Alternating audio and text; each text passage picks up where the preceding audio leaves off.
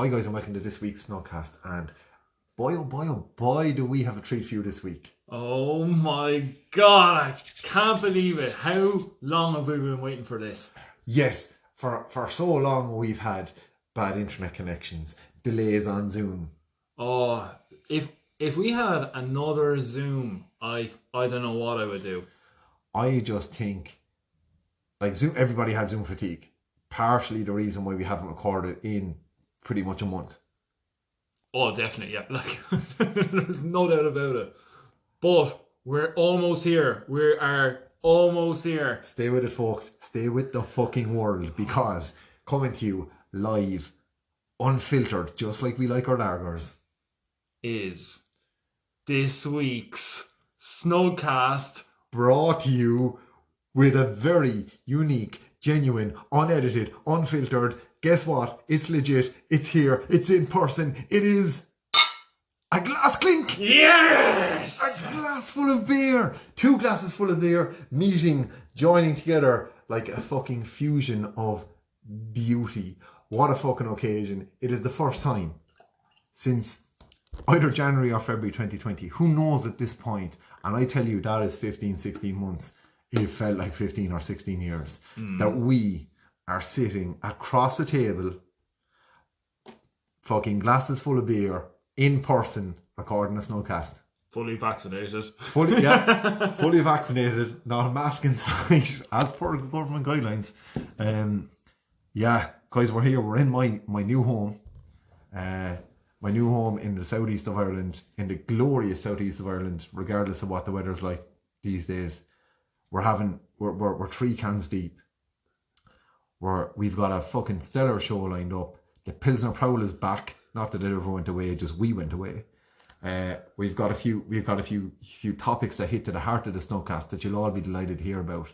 And not only that, but it's in fucking person. Do you know what? This is timed out so well, right? So before we tipped onto this tonight, I was like, I'll throw up a tweet or something. And Twitter has like this new thing. I don't know if you've seen it. Like, it's like Twitter Spaces. So like you can host a live conversation with, like, you can, like, we could like start a live conversation, and I think we could say that we're the hosts and that people can like live tune in and listen to us along with it. Or you can have it that like people can like join in and they can speak and add to the conversation as well. Or you can limit who comes along, right? So I was just like, God, maybe this is an idea. But DJ, you have no Wi-Fi whatsoever here. Well, that's part of why we haven't recorded in the last 4 weeks, is because moved into a new house, have no Wi-Fi, and because it's like in rural Ireland. Yeah. We just about got a phone line at the moment, and we're looking to get some old school broadband. So we're on the dial up here now, right? And it's working well. But it's so good to be back. Jesus. And you know what? Like, the thing that I think is very hard to get across in a podcast, especially what was initially a pub-based podcast and became ultimately a craft beer podcast by the medium of Zoom for a while, and hopefully this is it finished now.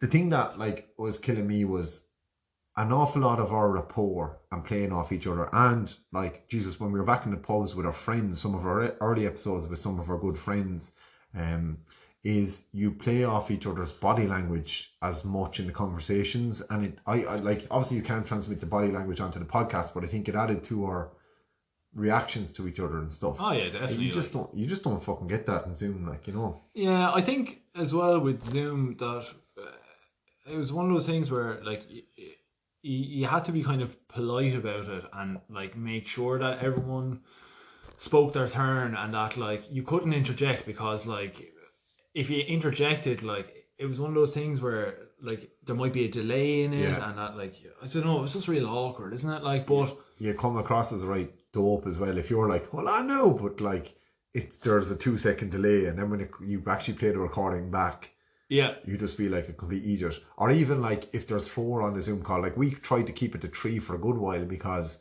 the 4th person just caused chaos in terms of trying to steer the conversation. And as well, like, say if we're recording in person, you can just throw the hand up, like, You know, whereas throwing a hand up in a Zoom call, like, sure, I'd be flutered in a chair, and like people would be trying to get my attention, and I'd be looking off into the distance. I wouldn't be able to see like on the screen, you know. Yeah. Big, like a big change up for the books. But I have to say, like, the Brits are back in the pubs. Bastards. For more reasons than one. We're going to not give away some spoilers later on in the show. We're going to look at Point Watch. Yeah, she's back on the agenda. Back on the agenda with a bang. And I have to say, I was thrilled, actually. I haven't been on social media much the last couple of weeks, just been too busy. But I kind of like fluted on to social media the other day. Actually, do you know what I did? I went on to see, I listened to the Irish Beer Snobs interview with Grania and Tim from Metal Man. Great episode. I highly recommend people go and listen to it. Wayne and Janice interviewing the two lads in Metal Man there. And I kind of was like, I just kind of happened to pop on to Instagram to kind of like make a comment or something. And I think I forgot to make the comment because Metal Man popped up on the feed. And they had something along the lines of like, great to be kegging for local venues again. Which obviously hits home to us because if they're kegging for local venues, they're kegging for our venues, yeah. Our pubs. The Philly Grinds, the Grady's Yards, the Tullys, the J.K. Welches. Well, they wouldn't have Metal Man, but you know what I mean. The Henry Downses of the world.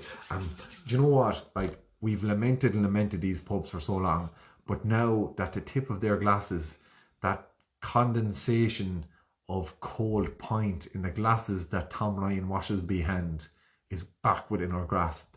Oh. I'm fucking I'm actually.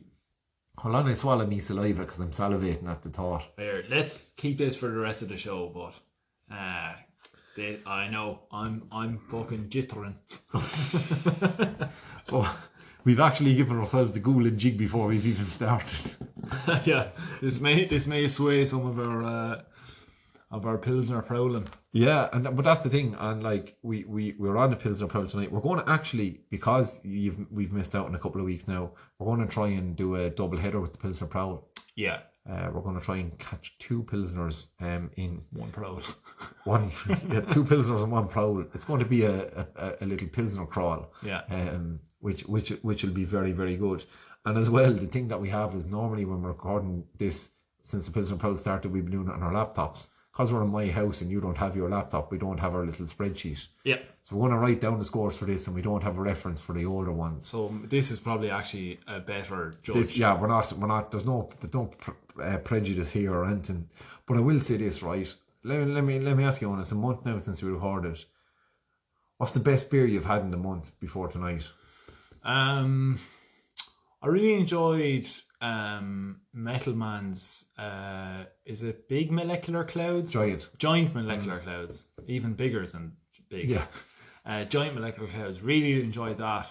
And I also had a few American beers there for a while as well that were quite nice, but I can't remember any of their names or anything. But yeah, Jesus. And then I've just been getting really like back into like fruity IPAs and stuff like that in the last while as well. Like it's that time of the year, isn't it? It's that time of the year again. Like stout season is probably coming to an end. Like, you know, but yeah, I think stout season is like the rain in Ireland. It's never over, but it's never over. No. There's times of the year where it's less prevalent. Yeah. Yeah, you want, like, you like a good, it's like a kind of a stew, like, isn't it? Yeah. You know, you like them during the winter, like, just to kind of warm the cockles, like, but then there's a nutritional value to it that every now and then during the summer you need an owl. Yeah. You need an owl, a slap of stew, like. Yeah, and, like, you know, there's something to be said about it as well, about, like, getting, like, a good stout from a tap as well. Do you know what I mean? Like, that, like, you know, the cans can only do so much for you, like, you know, but the same could be said for all beer styles, though. That's very true. Yeah. But yeah, probably Giant Molecular Clouds in the last while that I've been really impressed with. Like, yeah, that's a good observation because I actually have some Metal Man beers here in the fridge and I haven't drank them yet. But I must tuck into them now this week Because the one I've gone back to Metal Man a bit in the last while, because I do feel like early on in our podcast days when we were starting our craft beer journey, I think we drank some Metal Man. We kind of got into Metal Man first, and it was a bit like, I think my palate wasn't developed enough to appreciate Metal Man maybe 3-4 years ago. Yeah, I think it, like as we were kind of saying about like the bridging beers and stuff like that. I think it was too far away from the macros or something at that time that probably wasn't used to like the bitterness or the Well, that's it. Like, and I think I think when I go back to Metal Man now, I think I just, like you say, like I didn't have that capacity for bitterness or that capacity for the flavor profile to really fully understand it. So what's actually a very pleasant drinking experience, I just wasn't ready for it. Yeah. So I'm really glad that like they've rebranded and brought out new beers. So now I'm like, right, I must go back and drink these beers again. Yeah. The older beers and try the new ones, which is great. Like speaking of rebranding, Dungarvan have brought out fucking unbelievable branding. Like that's such a neat like branding that they have. Like just like one color on the kind of white silvery can, like it's lovely, like really like nice. It's consistent branding but with different colors for each beer. Like I really like that, and I like the simplicity of it. And I think as well, like I think we mentioned in the past, Treaty Cities rebranding and bringing out a new core range and stuff, like and shaking things up. Like I think independent breweries have done an awful lot of thinking during the pandemic. Yeah. And I've been like, right, like they're attacking the new wave, hopefully, of local support. Especially those who were bottle heavy but before, that they've gone into canning ranges and like have had the opportunity to rebrand now that they've gone into cans, and it's like really cool. Dungarvan's really cool. And who else do I want to give a shout out to? Brehon Brewhouse. Their cans are phenomenal as well. They look good in that plinth, don't they? They do. They look really good, yeah. And I think we give them plenty of praise to Wicklow Wolf. Now they kind of rebranded maybe a year and a half ago now at this stage, wasn't it? Yeah. But again, like that consistency, the different coloration on each of them, and like then being able to like even step outside of that, but maintain the theme for their special brews, like say, what was it called, Juicy, is it, or whatever? Like the Apex range. Yeah. So cool, like. Yeah. It's interesting now, and it'll be, what I can't wait to see is when we get back to the pubs, and again, not to jump ahead too much, but I can't wait to see with all this rebranding. I can't wait to just walk into a Grady's Yard or Phil's Grimes and see the new tap art. Oh man, I'm a sucker for those aesthetics. Like, they're so cool. You have nice tap art, like Rascals were the masters of tap art, I think. Rascals and Yellow Belly were probably the best at the tap art, I think, before the pandemic. Like that Flutropolis tap art like caught me for a sucker and Phillies. Yeah. Like, you know, Yankee. So bold, so like, the font, everything on like, that Rascals stuff, it's class. I could tell a Rascals label without my glasses on. Exactly, and that is tough business, like, Absolutely. So, that's it. But I think I actually had, do you know what I had the other night? And it was absolutely fucking lovely. I came home after a long day in work, the bit in the farm, like, wrecked, tired, was like, fuck it, I just need a settler now. And I went to the fridge, and you've seen my fridge. I don't know if you've seen the cupboard here, like there's a heap of beer around, like different bits. There was a Ta'ala, the 45-day-old Pilsner, beauty, in the fridge, and I pour, oh my god. And you know what, the way it was at the right temperature, that it was maybe 6-7 degrees, so it was cold. Maybe colder than you should drink it at, but it gave that cold glass condensation when I poured it out. And I sat there and I was watching, I don't know what I threw on the television, because all I could look at was the glass and the can. And I felt like I was on my own in a quiet corner in a pub, sitting down watching the telly. That to all, again, speaking of aesthetics of a can as well, like fucking, I think we said it when we were when we were rating it on the Pilsner scoring scale, that it looks like a bag of porridge, like it's just so cool, like, and it tastes like the best of porridge. No bag of flavins. Oh Jesus, I had flavins all day for that stuff. It's absolutely fucking mill it into you. That's cool. That's cool. Yeah. it was not. It was nice. Just the one can did it for me. What do you think now? Right, we're getting back into barbecue weather, right? What do you reckon is this kind of links in as well. Actually, do you know what? I'm going to bring this in later on. Okay. I'm going to bring this later on, right? Do you know what we're going to do? So, let's jump into our first Pilsner Prowl. So if we have to get through two Pilsner Prowls, and we also we have two topics that we want to speak about. So I think, I see where you're going with the barbecue. I really like it, and I think that's key to the conversation later on. So before we go on, there you go. There's the clink. For whom the bell tolls. That's one thing you don't have in the pub. You don't have cans knocking off your glasses. Yeah, I know. And actually, that's something, right? Do you think will can culture become a bit more now in pubs? Possibly, yeah, possibly. I will say this: I've just seen no, actually, we're going to talk about a beer, a fairly new beer. So this is I'll come back to that in a second on, because I want to talk about Larkin's Brewery, which we don't see much of down here in the southeast. No, and we picked these up in the Plinth. It's a gluten-free lager, which I always like when a beer is gluten-free, because I know a good few celiacs who love beer. And this is from the Larkin's Brewery, and it's the Curious Society Pilsner. I have to say, talking about branding, I absolutely adore the branding on this can. You've got a little stag, a little fox. And a little hare and a mouse. And the mouse is looking at the sky. The fox is playing with a globe. The hare seems to be, he's either doing some chemistry or else he's putting salt and vinegar in a bag of chips. And the stag is reading what looks like the Annals of Inishfallen. Yeah. And they're in a wood. And I don't know, I just really like it. And I like it's a nice golden pilsner. They've filtered it all right. It's double filtered. I think I really like an unfiltered lager. I think it gives a great profile to the beer. But this is double filtered. But it is really, really clean and really nice. So we're going to put this guy through the Pilsner Prowl. Do you know the crack with filtering, right? Is that obviously it's to get rid of sediment and shite out of it, right? So obviously if you're trying to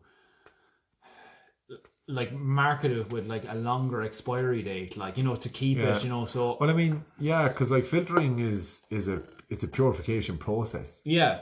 So I suppose that's it. Because if you're looking at these cans now, they have a best before date of 03/2022, which is quite a long time for a craft beer generally, isn't it? Well, I suppose sediment could have some impurities in it, and I suppose it's trying to minimise the potential of the can to turn as well a bit.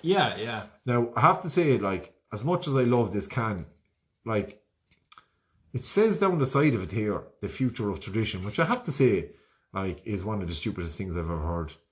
But that being said, we keep going. The future of tradition is such an oxymoron. Maybe that's what they're going for. And I love the pregnant woman with the line through her as well, which I presume is on all cans, but I've only spotted it there. Oh, it is, yeah. Hold on, I checked a few other cans. Yeah, there she is. Oh, she's on them all. Don't worry about it. Good advice. So that's the Prowl. Right, so the do you know that's on a lot of non-alcoholic beers as well, because a lot of non-alcoholic beers where they do de-alcoholification, whatever, right, where they remove where they make the beer and remove the alcohol from it. So in those beers that the beer is actually 0.05%. They can't guarantee that it's fully alcohol free. So it's a legal yoke. So it's a legal yoke where they actually have to put the little pregnant ban on it. The young pregnant one. The little pregnant one with a crash through her stomach.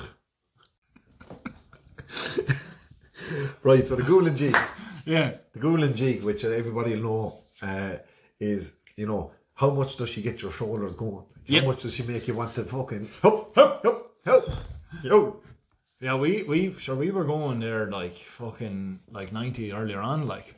Sure, look, like, you know, we were here, the dog was going, we were going.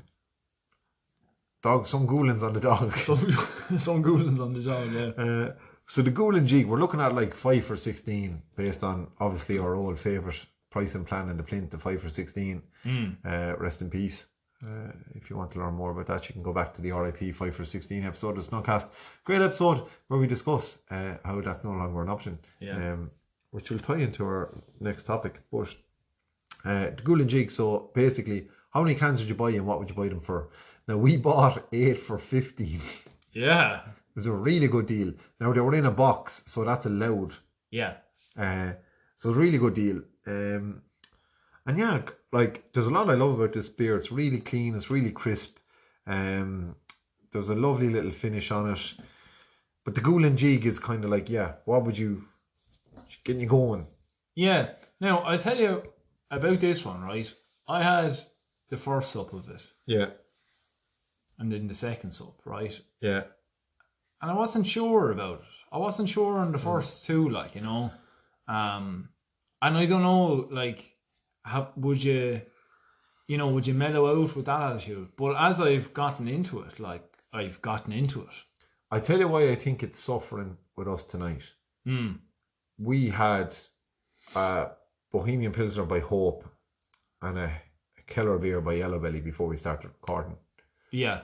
And we were talking before we came on here about how, like, even we put the Keller beer through the Pilsner Prowl, and actually, like, I don't know, I don't think we did it justice. Like we don't have the results in front of us. I can't remember what we gave it, but like it was so fucking nice. Yeah. Oh, it is phenomenal. Like, yeah. So I think it's a bit like we've had two absolute belters of beers before we started with this yoke. So I think it suffers a bit for that. But even at that, I think if we remove that...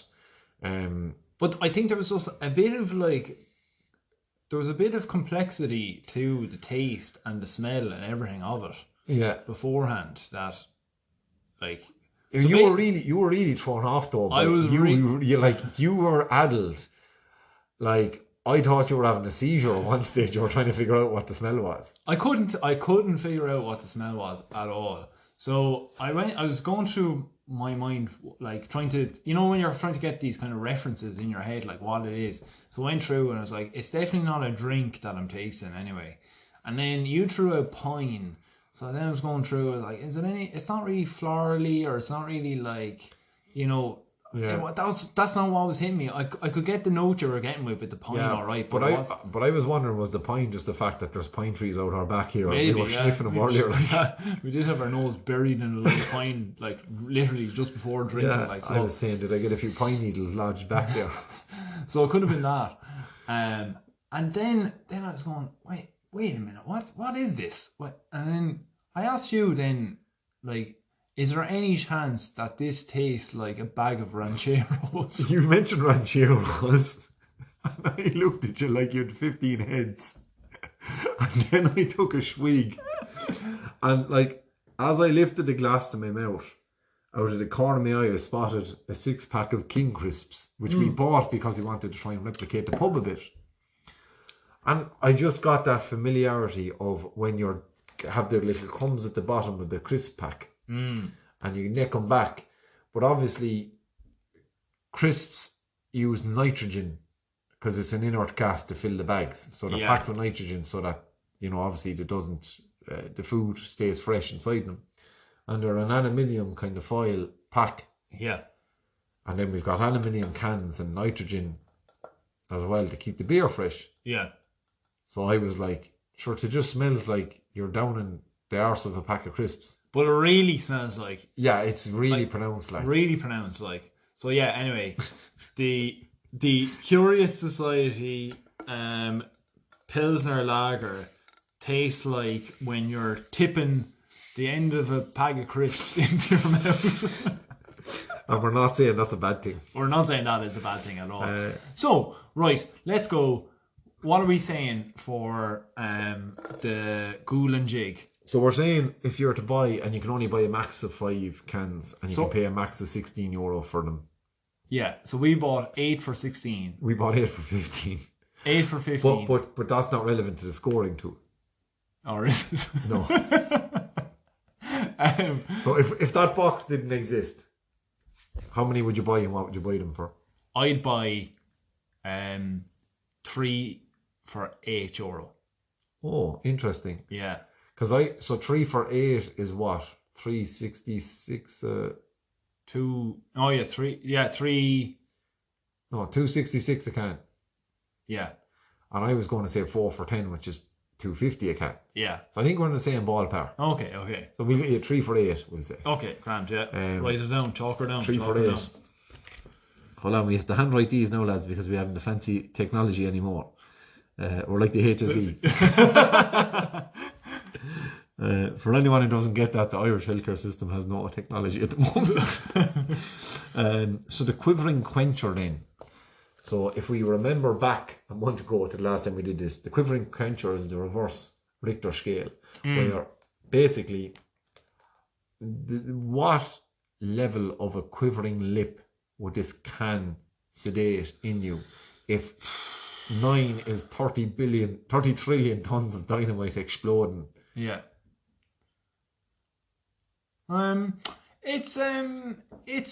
It's a bit more mellow, I think. Is it? Like it's. Yeah, I agree with you. I don't think its strength is not its quenchability. Or its quiverology. Yeah. Like it's no quaver. No. Like I wouldn't mind having a can of this watching Harry Potter and the Chamber of Secrets. You know what I mean? It's the worst Harry Potter movie, though. I'd mind the movie that we're watching. I wouldn't mind the can, but I'd mind the movie. I get what you're saying. Actually, I think it's a very relaxing can. Yeah, it's not a Friday after work can. No. It's a Saturday afternoon when it's raining can. Yeah, when it's raining. Yeah. Like if there was any whiff of barbecue going, I don't think I'd be taking her out. You know what I mean? No. You'd be going for the killer beer or before it, you know.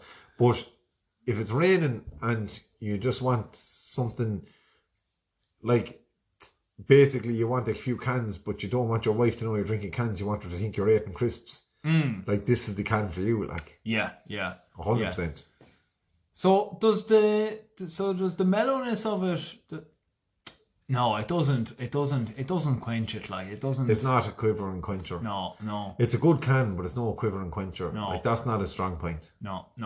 So 2.6. Yeah, I was thinking 1.9. Oh, okay. Yeah, let's go for it. 1.9. 1.9. 1.9. It's just not a strong point, and that's not to put down the beer, but it's to put down the quenchability of it. Yeah. So the next one then is the post pint gasp. Now, I actually had, like, when I finished off the end of the can there, and like the last little sip there, I was like, that's.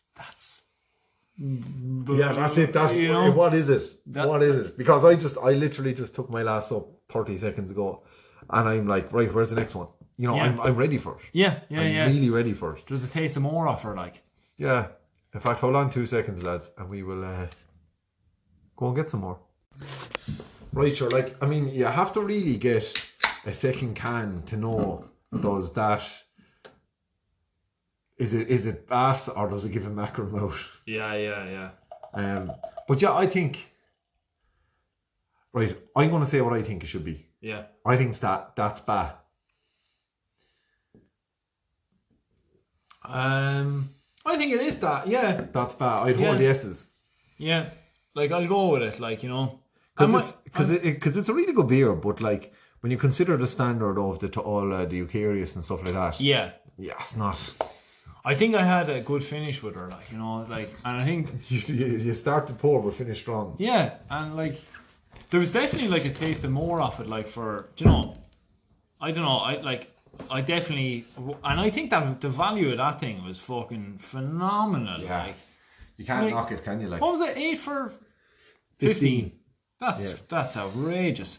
So The next one then that we have is the Jibber. And we're scoring this out of 5. 5 jibs. Yeah. 5 jibs. Now, there wasn't much of a head on it. It came out a bit flat, but... It came out a bit flat, but there was plenty of aeration. Yeah, plenty. Because I was at the bottom of my glass, was still bubbling away. Yeah, and there was a cool... Oh, she was crystal clear. Yeah, and she was just kind of like a cool mellow, kind of, you know. Yeah. She wouldn't be one that you'd be ashamed of throwing out, you know. If you had Michael D over to the house, you know, you'd be, Michael D would like... It's like, if you had a few people over, like, if you had Finn Dwyer, Michael D and Todd and his odds over for a few pints, you wouldn't mind throwing them an old can of it. Yeah, look, sure, fucker, we'll give it 4 out of 5. 4, I'm happy enough with that. It was a lovely looking glass of beer. Yeah. 4 jibs. 4 jibs out of 5. So puckability out of 100,000. Wasn't a pucker at all, was it?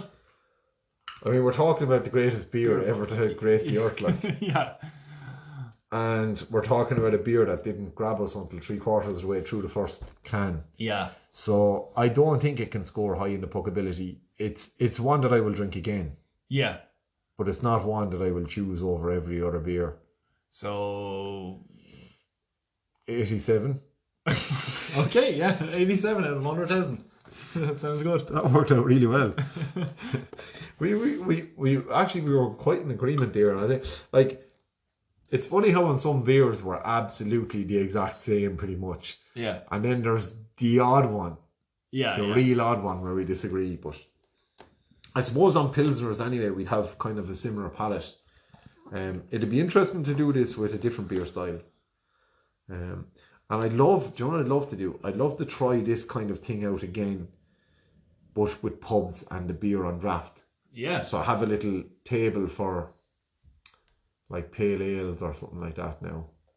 Every now and again, just throw. Do you know the way Top Gear do the fastest lap? Yeah. We could do like the fastest beer. Yeah. The pintiest pail. Pintiest pail of all time. And now I'm going to do something that we haven't done in a while, is that I'm going to pause the podcast to go for a piss. And actually, while I go for that piss, we can have a word from our sponsors. And there goes another advertisement from the world of marketing. They truly are madmen there over on wherever. Town Avenue. Acast. Acast. The John Hamm of the modern age. Yeah. Right, guys. So the first topic we thought we'd speak about this week is one that was in the news. The rattle of a can. Yeah. Is a topic that I suppose it came prevalent to the news really since we last recorded, because it became enacted, I think. And yeah, we talked about barbecues there. It really affects barbecues, and it affects, I suppose, it's just, do you know what? I think the biggest issue with this is it was a really shitty time to do it when pubs are closed. Yeah. I think that's the biggest problem. Yeah. Because it purely affects off-license trade. And that is the minimum unit pricing of alcohol here in Ireland. We have, you know, I don't know the figures off the top of my head. My phone is recording this podcast, so I can't look them up. But we basically, there's new legislation in to change the minimum unit pricing of a unit of alcohol, which is basically a bottle. So even if you're looking at a box of 24 of your name generic macro shite lager here, there's a minimum unit price of that. And I think I saw somewhere that ultimately, when the minimum unit pricing is enforced, and I think it's enforced now, if I'm not mistaken. I think then, yeah. Ultimately, like those cases of 24 bottles, the minimum they can go for is like 40 quid. Something like that, yeah. Essentially doubling the price of a case of beer. So I you know, and there's been many like tweets done and posts and newspaper column inches dedicated to this over the last while, and I think like there's a couple of issues with it. I find it kind of, first of all, it's the kind of thing that a government will bring in and they'll say, oh, it's to cut alcohol consumption because alcohol consumption is too high, blah blah blah, and they bring fucking nothing in to counterbalance that in terms of like addiction services, mental health services, or like, you know, psychiatric services in the healthcare system. So there's no counterbalance to say, like, you know, all these people who will now not be able to afford alcohol, or instead will spend more money on alcohol, neglecting other parts of their life.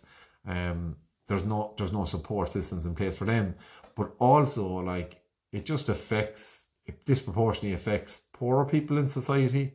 I think there's an interesting dynamic to get into it in terms of, with independent beer, it might actually increase the market share for them, which could be a good thing for you know, breweries that we love, because ultimately the price that they have to charge for their beer, because of, like, they have no opportunity costs or economies of scale compared to the big brewers, means that they might be a bit more competitive, because it won't affect the price of a can of insert really good independent brewery name here. So there's a lot to digest in it.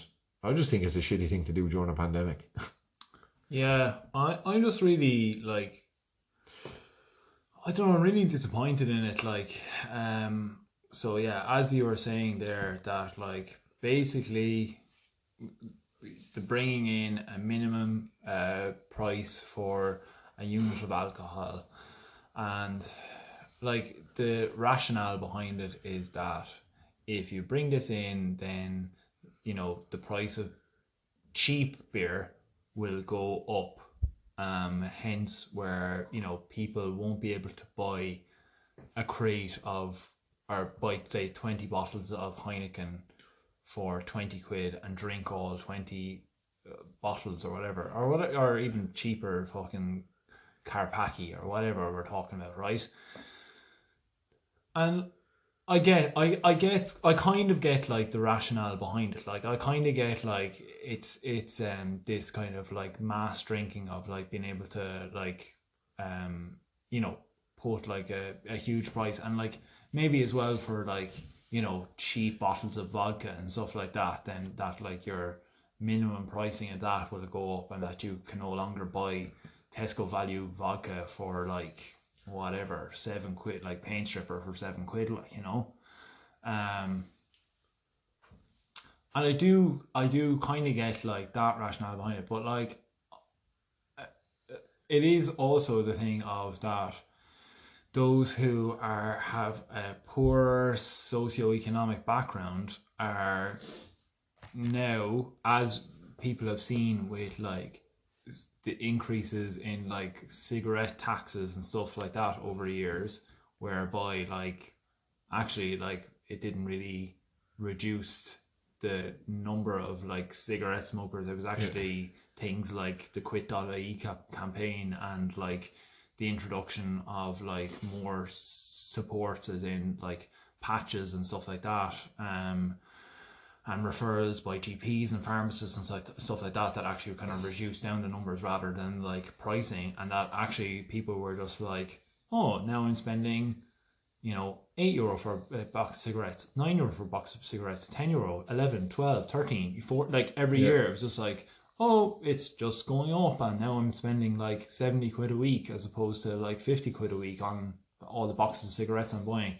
And I just feel that, like, if you were to buy a box of Heineken, or if you were to buy a bottle of vodka for, like, 7 quid, or, you know, 10 quid or whatever, that, like, you're just going to buy it for 20 quid. And, like, just be, and again, like, that's those people with poor socioeconomic background, instead of getting support and, you know, being helped along the way with this, are now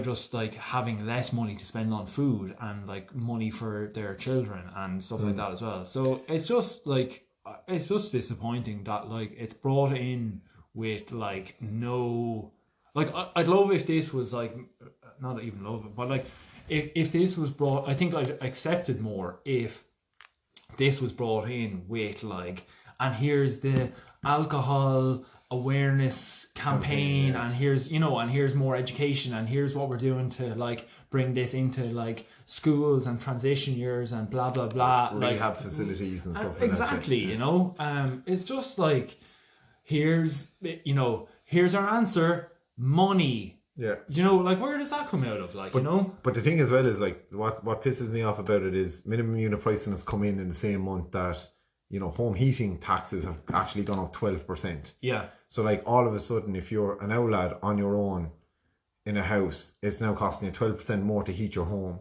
because you're not going to get it retrofitted, or because you can't afford to get it retrofitted, say. So it's going to cost you 12% more to heat your home. It's now going to cost you almost double to buy beer. Yeah. If you want to buy the cheap beer. Yeah. Because you might be on an old age pension, haven't worked your entire fucking life. Yeah. So now you're spending more on heating, spending more on that. As you say, cigarette taxes have gone up. If you want to smoke, you have to pay more than that. Yeah. It costs you more to drive to the off license to buy the beer or the supermarket or wherever you get it. So like all these costs are driving up, and it's like, oh well, we have to increase the tax on home heating oil because of climate change, but you're not doing enough to offset that. You're not retrofitting homes at a fast enough rate to justify making it more affordable to do it. Yeah, to justify making pensioners, students, people in the gig economy have to fucking they still have to heat their homes. And then you're making the cost of a couple of bottles for them to go up as well, then pretty much double. So yeah, I suppose like that was my point earlier on with like barbecues. So every week we would go to the Plint or whatever, and we would buy a load of craft beer for ourselves, and you see a load, like 3 or 4 cans. Yeah, sorry. Not 20. No, we're not buying 20 bottles of Heineken a week, No. 3 or 4 cans a week. But like, exactly. So you're going and you're selecting and you're going, oh, what's new, what's nice, blah, blah, blah, right? Whereas, like, if we were hosting a barbecue, that, like, you probably would, like, if you had all family and stuff over, you'd get a box of Heineken or a box of Miller or whatever, and you'd have that there. And, like, that's great because, like, it makes the cost of it, like, much cheaper of, like, being, like, 20 quid for 20 bottles or whatever. But it's what you say, like, family barbecue, like, communion or confirmation, which you'd have here in Ireland a lot. Yeah. Baptisms or, birthday parties, like an 18th or a 21st, that you'd have it if you had it at the house.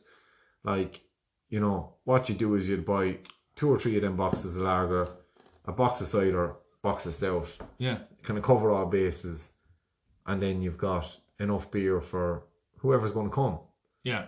And like the leftover beer will be tipped into over, like, I have to laugh, like my parents would like do the typical Irish thing of like have more beer in the house than is like anyone could ever drink in a year at Christmas. Yeah. And then like when I come down, then they're trying to give me a box of beer to take away with me. Like, I think the vast majority of people are not like, abusing these prices. The macro breweries are using it as, the macro breweries are probably being paid more. Like the likes of Tesco and Dunnes Stores, this big supermarket chains here in Ireland, are using these boxes of beers as almost like loss leaders. Like, if you buy 20 bottles for €20, you're going to buy, crisps, and you're going to buy chocolate, and you're going to buy, fucking plastic cups or whatever it is, and if you're having a barbecue, then you'll buy your meat here and you'll just do it all in one because you're going to get the beer cheap. That's kind of the thought process behind it. But I just think it's a shitty time to do it because it's the same time that you've got these other increases, as we said about the socio-economic impact. Like it's like disproportionately affecting the poorer people in society who are not really benefited by the last budget in any way. So then they're being badly affected. It's also then like it's coming in, as you say, coming into what's supposed to be nice weather. It's not this week, but it's coming into the season where those deals are handy to people.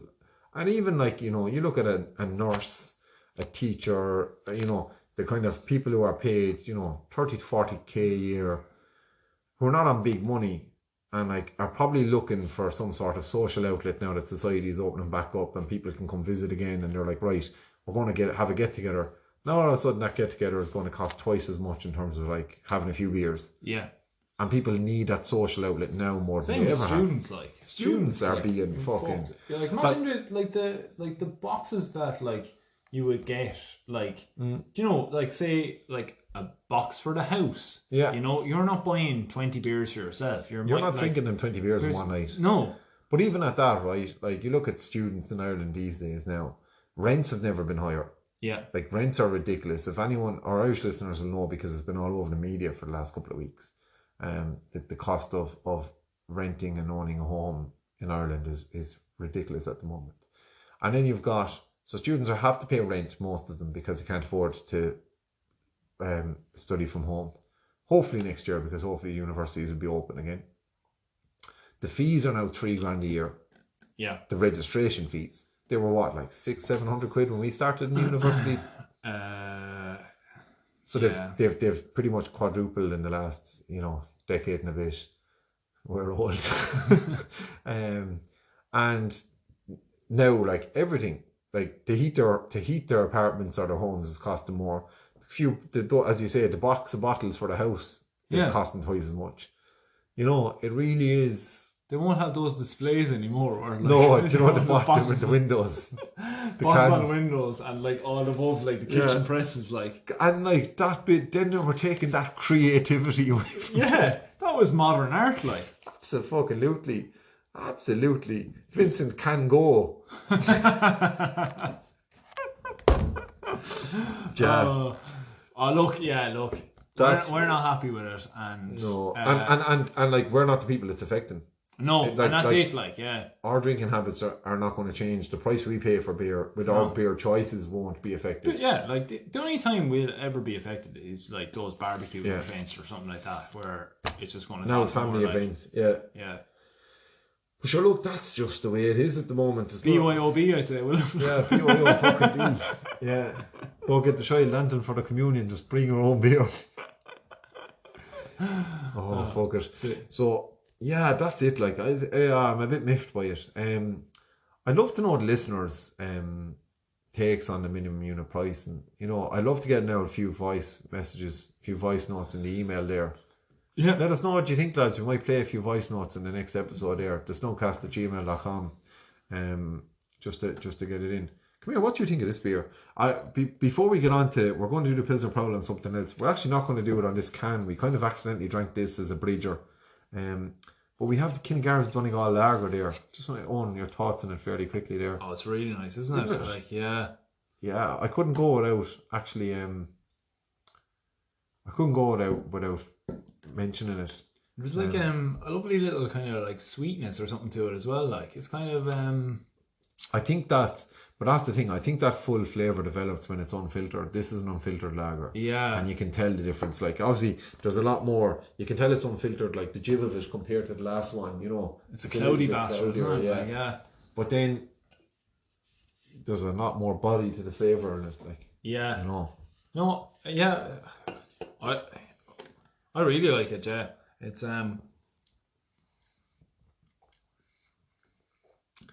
can't beat a good lager, like. I'd love this in draft now. Yeah, I would as well, yeah. And like, she's only 4.5%, so it's in the league of the macros in terms of percentage. And like, there's no whiff of crisps or anything on No, like the only whiff of crisps you get is when you're eating them yourself. Yeah, no. Pure and simple, like, so she is. Do you know what? Let's take a little break here and just enjoy this bastard for a little bit. And we'll be back to you then with Pilsner Prowl Part 2. Right, lads, we're back in the room and we kind of took liberties with this break as we would have done in the pub back in the day. Yeah.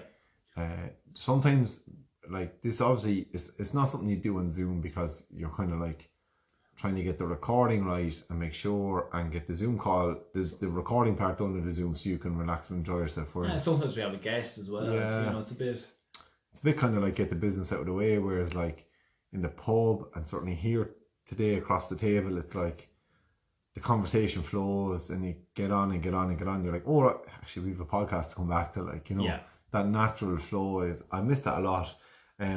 So yeah, we're many cans deep now, which is exactly how we like to be lubricated for the podcast. And we're going to do the second iteration of the Pilsner Prowl for tonight. So on. Konnichiwa, hajime mimashite. Dozo roshikoi onegaishimasu. So those of you who might not be familiar with our Japanese overlords, domo arigato. We are drinking. We're going to put a beer that actually it has featured on the podcast in the past when the pubs were open because it's on draft and fill grinds. Yeah. It's a beer that we're very fond of. and it is Kirin Ichiban. Yes, Sensei.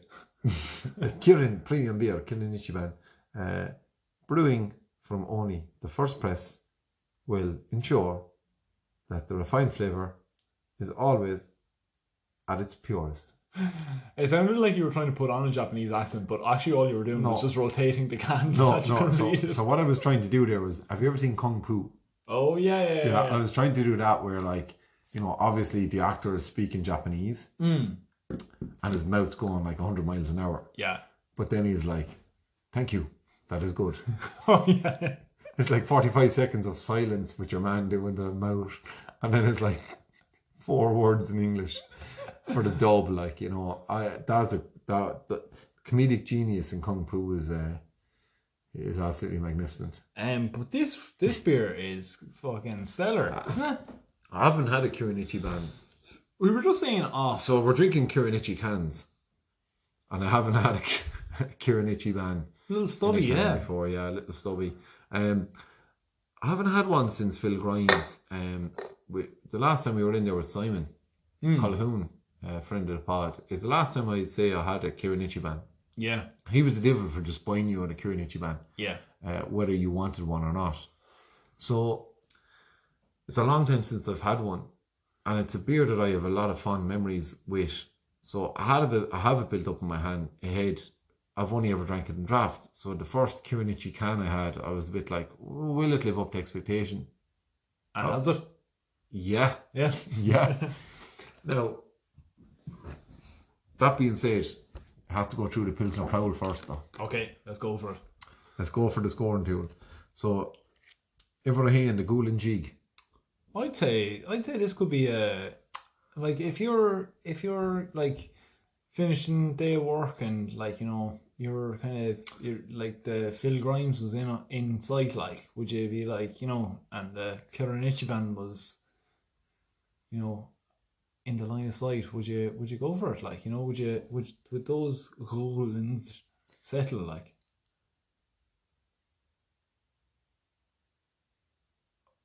Or would they get you going, like? Today is Friday, we're recording night. If I had the opportunity to go into Phil Grimes and drink Kirin Ichiban, I'd go in and the first thing I'd say to Tom would be, Ichi-ni-san, pints of Kirin Ichiban. 3 points. Let's fucking sink them. The Ghoul and Jig, yeah. She gets the Ghoulins going. I'm thinking about this because, right, if we're comparing it, like, to other beers, 5 for 16 is $3.33 per can, right? Is it? Oh, no, I don't know. Yeah, $3.20 per can. Yeah. Right, $3.20 per can is 5 for 16, so we're saying that's the gold standard. Yeah. I'm saying 5 for 15. €3 per. I think it's right up there.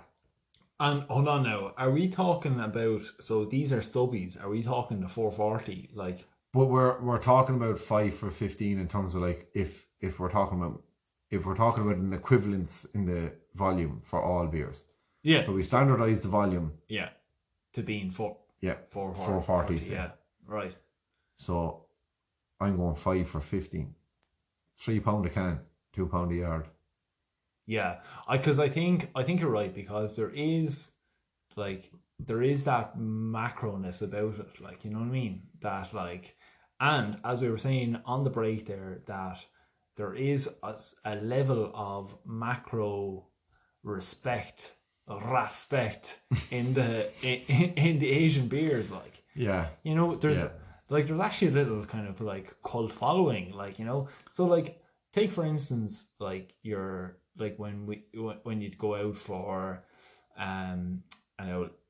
Thai or like an Indian or something like that, like some of those like the Tiger beers or whatever it's like, or Chang, like they're quality, like, you know, they're like good beers. Yeah, good beers. I'm not saying they're quality in terms of, like, comparing them to a craft beer, but they're quality in terms of, like, the compare macros. them to fucking the Carlsberg or Heineken you get out of a bottle in them places. Yeah, I agree. I think 5 for 15 is about where it's at. Yeah. And which is a phenomenal score. Yeah. So the Quivering Quench, The inverse Richter scale. What are we thinking? So we're talking about. Oh God, there's a good old quencher on it now.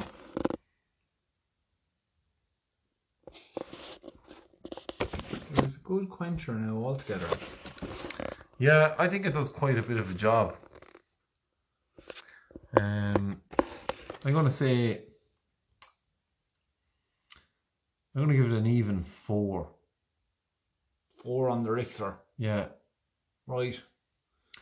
Purely because I think some good bit we have Bohemian Pilsner or something like that was around 3.9, and I think it's up there with that. I think 4 is a really good score for that. Yeah, no, I think you're right. Yeah, it's definitely a quencher, like, you know, isn't it? Like, you know, it would settle you, like, and it's one that you'd look forward to, all right, like, you know. Now, when we talk about the post pint gas.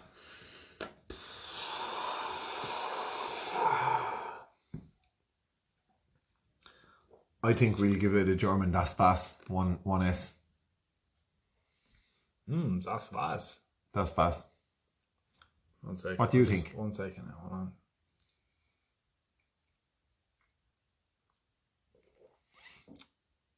Yeah, that is Bass, isn't it? Like, Bass. Das Bass? Yeah. Well, I know. I better mark it down on the page here because we'll be looking for this back at some stage, I'm sure. Now, the gibber.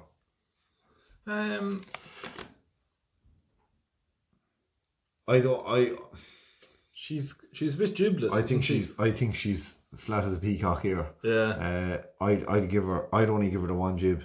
Yeah. I think that's where she falls down. Yeah.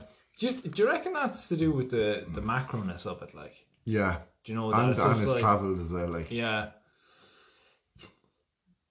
Like, and fair enough, like, it obviously has to keep for the travelling, like, you know, but. Although I think for the European market they're made in like Dusseldorf or somewhere. Oh, okay. But yeah, I'd give it 1 jib in the can. Yeah. That being said, the pints are lovely looking. Yeah. Yeah. We'll give it the 1 jib, sure. 1 jib. Right, puckability. In 2 minutes, less than 2 minutes, sum up the puckability. It's not really puckable, like, it's a bit more. It's a beer for an occasion. Yeah. It's a beer for a specific occasion, and it's a kind of like. We go to Phillies, we don't look for Kunichiban because we go up to the rotation taps, you know, and right, it's super sessionable. You could smash through 8-10 pints of them. But do you know, it'd be good for a stag in Carlingford. It'd be good for a stag anywhere. It'd be great for a stag anywhere. It would. Or Carrick-on-Shannon, like. Okay, so it's out of 100,000. I'd say we give her 8,000. Yeah. Because I think it's a very decent beer. Maybe 8,012. 8,012, yeah, just to round it off. It's a very decent beer, but it's not a beer that you're going to. It's not a beer above all beers. No. Very good. Right, lads, we're 6 cans deep and the dog's at my feet. Here we go. We've done 2 Pilsner Ploughs. We've talked about minimum unit pricing in the off licenses. And we're going to go to the on licenses. We're going to talk about. We're recording this today, May 21st. The Brits are back in the pubs. May 22nd now. Oh yeah, sure, it's gone past midnight. May 22nd. The Brits are back in the pubs. We've got May Z down at the feet. And we're looking at June 8th for the outdoor pubs open and on. Yeah. Fair enough. Great. Yeah. We love to see it. We'll be there. But we looked at, and actually Gavin McCarthy on social media for the last episode we did where we looked at social media questions was talking about reintroducing Pint Watch to the to the equation. I think it was a good thing to suggest, and almost like the 3-4 weeks that we haven't recorded, Pint Watch kind of came back big on the scene. Various sources gave different guesses of dates and stuff like that. It's impossible to predict, but the joy of pint watches we try and predict. Not when we have a pint outdoors, but when can we sit in a high stool at a bar, free of restriction, have a pint? Well, I'd like to firstly look at the outdoor, right? Yeah. So bring her back to June 8th, right? How do you see her going? How do you see this? How do you see this June 8th? Like, depends on the weather. Yeah, it really depends on the weather. Like, but how like do you think that there will be places that will be equipped for an all-weather outdoor kind of? Well, there was a grant recently, wasn't there? Yeah, for places to do it up, and there was a bit of controversy when the grant was coming out because I don't think, to use that terrible phrase, wet pubs were eligible for the grant. It was associated with food and stuff. So, but I think, I'm not sure. I actually don't know the outcome, whether or not they eventually were eligible for the grant or not. It would be a bit of a joke if they weren't, because now there's no longer the distinction between a gastropub and a wet pub in terms of restrictions lifting. They're a pub. A pub is a pub is a pub is a pub. Yeah. Which is fucking dead right. Yeah.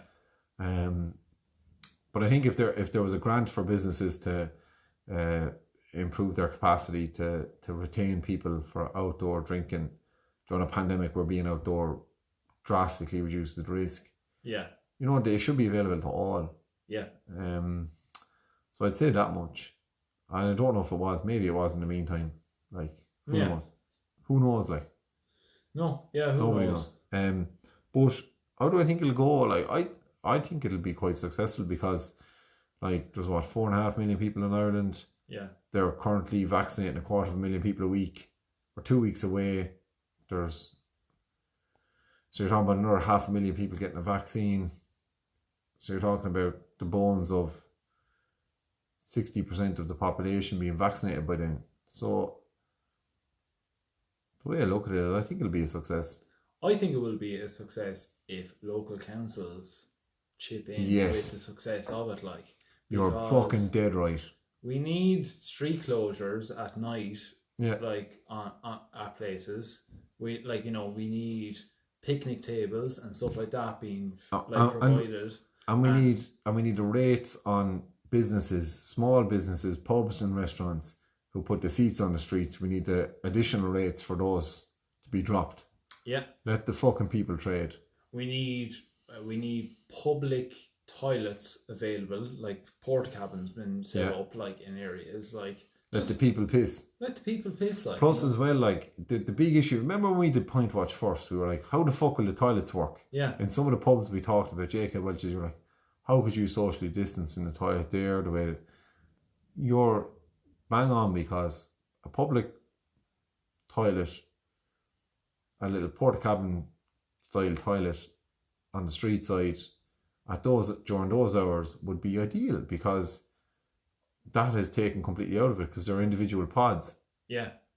Now maybe it's a little simplistic, like who empties it, blah blah blah. Like, you know, like what's the story there? Maybe that's a little simplistic. But if councils want their towns and cities to be vibrant, they need to put in place the infrastructure. Exactly. So they should do all that. I know if building sites can do it, like well surely the councils and stuff can do it, like so. And they'll complain when people piss on a wall. Yeah, exactly. So give them somewhere to piss. Exactly. Yeah. I think we saw it like in Dublin during the week with like Portobello Plaza or whatever being like completely blocked off because of antisocial behaviour. But which just ended up being like public urination and stuff. But like it was because put the infrastructure in place, like, you know. And put bins in place, you know, things like that in place, like, and like double up on like those collections in those spots as well, like, you know, like put money behind this, because businesses have suffered, and like all they're going to end up doing, like, instead of like putting like useless money behind grants or whatever, like, you know, support the businesses through the ways that you can in the community in providing those services. Ultimately, like, make it really, really easy for us to go and have an outdoor pint in the town centre. Yeah. And do make it accessible for people with disabilities. Obviously, make sure that like these tables don't take up the whole path, like the whole whole path. Have a dedicated pathway through the center that 2 wheelchairs can pass each other, and you should be fine then. Like, you know, as in. It doesn't take like huge planning to think of these things. Like it's literally like, you know, having designated areas. Like actually what you need to do is you need to get the people who organize Electric Picnic, who organize like these big events that like are aware of all of these regulations, and like to get those guys on board and get those guys to plan it, like, you know. But like, if they can do it in Lisbon, if they can do like, this is outside of pandemic times. If it's the norm in Lisbon, if it's the norm in Rome, if it's the norm in Madrid, if it's the norm in Barcelona, why can't it become the norm here? Yeah, exactly. Like, the only deterrent is the weather. Yeah, yeah. But it's the norm in Copenhagen. Yeah. And their weather isn't much better than ours. No. So, yeah, I think you're and like I think we oversell the weather thing as well a bit. Like, I know it's absolutely rotten the last few days, but like in the majority, like it's not too bad. It's like bearable. It's dry a lot of the time. Throw a fucking extra jumper on. Throw an extra jumper on, exactly. Like, you know, it like for the cold and stuff. Like for the cold, like it's the wet mainly is the main issue. Like, and like for the cold, yes, throw another jumper on. But like you can also like circumvent the cold as well by having like, you know, if grants have been put in place, like, you know, to have like big umbrellas and stuff like that, like, you know, put those in place, and like Irish people are just going to have to get used to it as well, like for this summer, like, you know. But I think as well, like, I look at places like Waterford. I look at Waterford in particular because obviously it's the closest city to me. It's the city you grew up in and stuff. And I look at it and I think Waterford complains about, you know, not being respected, not getting its fair share and all. Like, I would implore on Waterford Council, help yourself, like. Yeah. Because there's a wonderful opportunity here for Waterford to become an incredibly vibrant post-pandemic city. Yeah. But that's it, imagine. But it just takes a bit of initiative. It just takes a bit of, you know, like unconventional thinking Irish-wise, but a bit of like taking inspiration from a Lisbon, from a Barcelona, you know. But like that's the thing. Like, say, like I have a stag later on this year or whatever, and like, you know, you're like that's it. Like that's the aim of like any of these big events. Like later on in the year, you're looking for places that are safe, that are going to be like accessible, that are going to be like have like access to like all of these facilities, and like that are able to cater to like big groups and stuff like that, like in an outdoor venue that are going to be dry, like, you know. So like if you can hit all of those targets, then like you're going to be absolutely flying it, like, you know. I just think it's an absolute no-brainer that if you can invest in that and like ramp it up, it's going to be like, I think Blind Boy in one of his podcasts maybe 2 weeks ago, like he was giving out about Limerick City Council there in the middle of the first lockdown, when they started to reopen for restaurants, and like instead of investing in like outdoor space for restaurants in Limerick, they decided, oh, let's do a big art piece in order to entice people to come back in. So they created this huge, big, giant table and chairs. Like, I think it was like this, like, I don't know, 20-foot long table, and and these like huge, like 8-foot tall chairs, and so they had those like in the middle of a square in Limerick, and it was taking up everything, and they had like forks and spoons, like these huge forks and spoons tied to the lampposts in Limerick. They decided not to put knives there because of the association with like Stab City. And then because they put that huge big art piece in the center, they blocked like people who are actually could provide outdoor dining from like putting stuff in the area where that outdoor stuff. So it's just like, lads, Bit of joined up thinking, a like, little bit of common sense thinking, Yeah. like, is all you need, like, you know. So I find that's the challenge, isn't it? Really, like, so I think from in terms of like how's the outdoor going to go, like it's totally up to the locality themselves. Like it's totally up to the people, the councillors who are elected, the councils to just fucking facilitate it, make it easy. Like don't stop putting barriers in place to people Yeah. going and having a good time and enjoying some food and beer and grub outside. Like facilitate it. And then in terms of pint watch, indoor pints, like I don't think we're going to get indoor pints until 80% of the adult population here is vaccinated. So you're probably looking at the probably August bank holiday weekend before that's the case. yeah, At the current rate, yeah, trajected out. And then it's simply down to variants. Like if this Indian variant takes hold, the WHO have said that they believe all vaccines are fairly effective against all variants. So like if that's the case, we've a great chance for August, I think.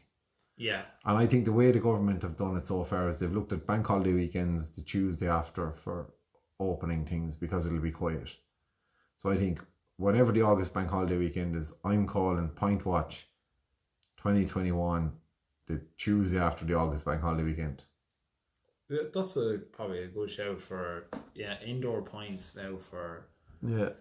the August bank holiday. Let me get my calendar here. 1 sec.